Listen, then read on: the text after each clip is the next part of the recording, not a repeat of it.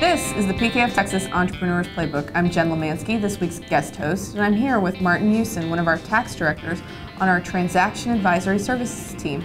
Welcome to the Playbook, Martin. Thank you very much, Jen. It's a pleasure to be here. So when we talk transaction advisory services, I know there's some considerations, tax considerations to make when you're advising, a business owner on potentially buying another business. What types of things do you tell them? Jen, I would say first and foremost, it is critically important for any buyer to really understand the form of the transaction, the substance of the transaction, and the structure of the transaction that they're proposing to undertake. As you might imagine, when you're thinking about that, you have the legal form, and then you also have how the transaction is going to be treated for tax purposes, and they are not always the same. So it's really important for buyers to understand where those two roads diverge, because all of the future decisions after that really are going to be driven by that distinction.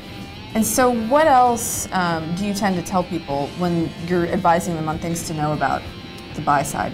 I would say another important factor is for buyers to really be able to manage and limit their exposure, manage their risk and limit their exposure when we're talking about the historical tax liabilities of the business that they're proposing to buy. So what does that mean?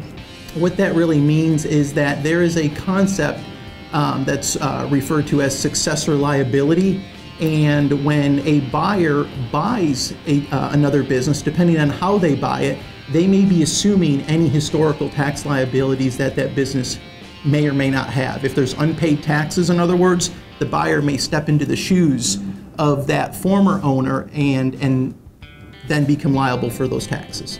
Okay, so that's when they would call us so that we can take a look at the contracts, take a look and give them the proper advice? Exactly. That is really going to unfold through a process of tax due diligence. You're going to have a purchase and sale agreement. You're going to want to make sure that you have the maximum protection that you can have in that agreement. Yes. Perfect. Well, it sounds like we need to get you back to talk a little bit more about what buyers need to know. Can we get you back? Absolutely. Perfect. To learn more about how we can assist you with potential transactions, visit pkftexas.com/transaction advisory services. And this has been another Thought Leader production brought to you by the PKF Texas Entrepreneurs Playbook.